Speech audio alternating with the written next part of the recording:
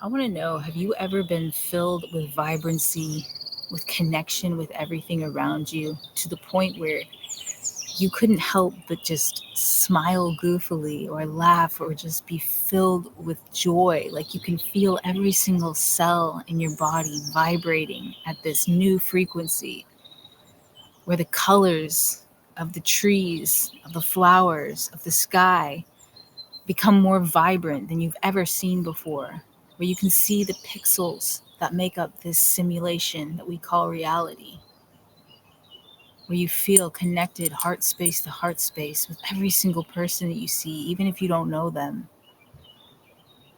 That is what universal love feels like. And if you've never experienced it, oh, my friend, it is the most beautiful, expansive feeling that you will ever have. And today I'm going to teach you how to get into that space, how to tap into that.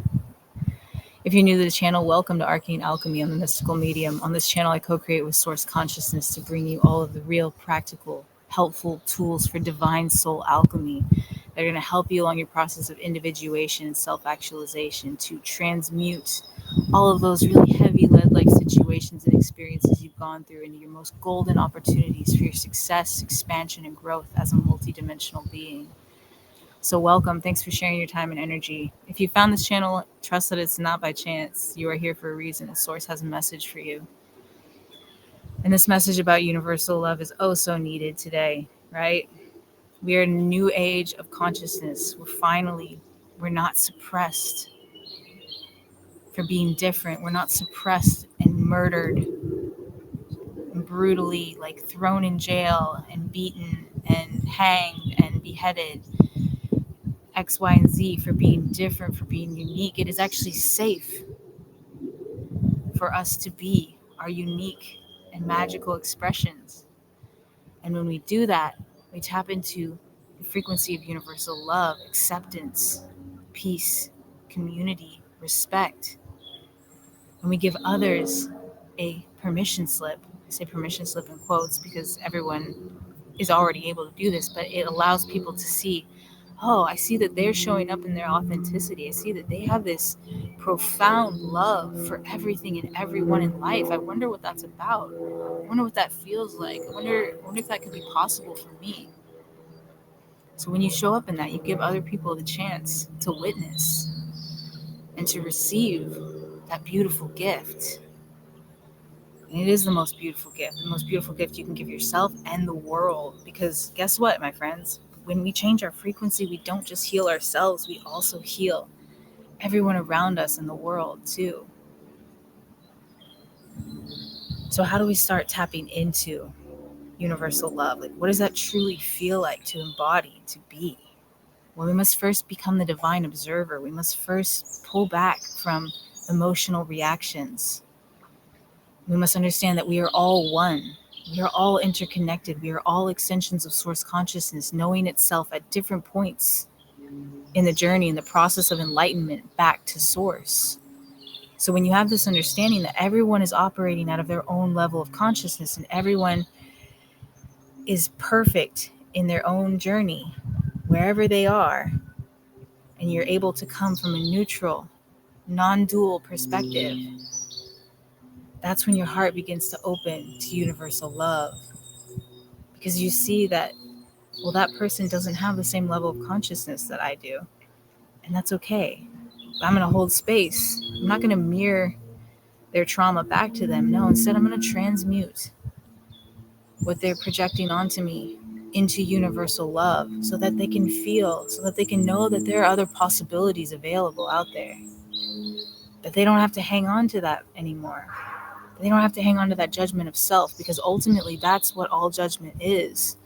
When people project outwards and judge other people, it's because they're refusing to look at themselves. They're refusing to rebalance and love the shadow aspects of themselves. And I like to think of our shadow aspects like a little child that's been neglected, that just wants attention, that just wants love, but they don't know how to say that. They're just trying to get their parents' attention in any way possible. So a lot of times it comes out as acting out. That's what our shadow aspects do too. When we don't acknowledge them, when we don't give them the love and the place that they deserve. Without the shadow, there can be no light, and vice versa. It's paradoxical again. Like many things in this existence, there's a balancing act, day and night, masculine and feminine, right? Conscious and unconscious. There's two sides to every coin and a whole spectrum of everything in between. When we operate from universal love, our hearts become so open, we let our guard down. Not that we let people trample on us, no, not at all. Definitely have boundaries. Allow, put people in the place in your life where they have shown that they deserve to be, or if they don't deserve to be in your life, lovingly let them go. But there doesn't have to be any animosity, there doesn't have to be any tension, there doesn't have to be any hatred or ill will. It can simply be, thank you for the lesson. I release you now. Because I'm not going to allow that type of projection into my field. But when you meet strangers out in public, and you feel people staring at you, like, this happens to me sometimes. Not often anymore though, but I used to kind of mean mug people back. I used to be like, what the fuck are you looking at? And then I realized, what am I doing? Why am I choosing to have that response? You can't fight fire with fire, right? You can't neutralize hatred or judgment with hatred or judgment. That's not the way it works. It just amplifies it. And I realized I want to be different. I want to show people that they can be different in the world, that there's a different way to operate, that it's okay to be love. Not just sexual love, love at the true essence, which is deep compassion, it's deep acceptance, understanding, peace, tranquility, sovereignty, being able to hold your own energy field regardless of what's going on around you. So now, if people give me a look, or if they are just looking at me and they're not smiling, I smile first. I love smiling at people, and a lot of times they'll smile back at me. Sometimes they don't, and that's okay. You never know what someone has going on in their life. You never know how difficult someone's life is. But even you smiling, even if they don't smile, it might still trigger a new level of consciousness, a new level of awareness, a new level of opening in their heart space. They might be able to breathe a little bit deeper for just a moment because you smiled at them, because you projected love out of your chest like a Care Bear. Spirit gave me that analogy. It's been about a year ago now, but I loved it so much. I was like, imagine if we all banded together and just focus on projecting love out into the world. How powerful would that be? How potent? How could we change the Earth's vibration? How could we change humanity if we did that? Because see, our hearts naturally project out about 5 to 6 feet beyond our body. And when we're opening and expanding into love, we can go even further than that.